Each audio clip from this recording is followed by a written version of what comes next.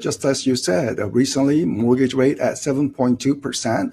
And I think it's going to go down further because even as the Fed is not making any move, the bond market is trying to predict what the Fed will be doing next year. And based on the bond market, they're essentially telling the Fed, look, economy is beginning to slow down. Inflation is calmer, much calmer than before. There are some issues with some community bank. It is time to cut interest rates. So I think the Federal Reserve is probably going to cut interest rates 3 or 4 times.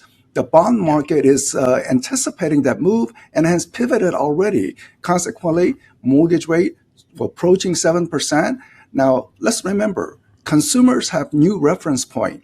They saw that 8% rate. So when they compare 7% with 8%, they said this is improvement compared to, say, 1 year ago when the mortgage rates were hitting 7%, but their reference point were 6% or even 3 or 4%, and they said 7% is way too high. So as mortgage rate goes down to 7%, it will look favorable, but I think it's going to go even below 7%.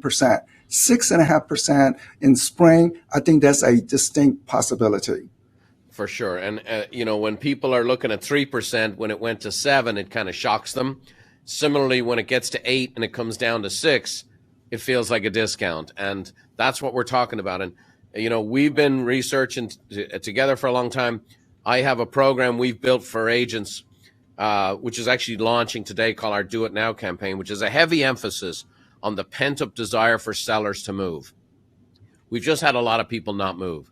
And I was excited to see in your NAR report how you've been on the same path as myself and sharing that there's a significant pent-up desire for sellers to move. Obviously, the rates come down, but if there's no inventory, we're in trouble.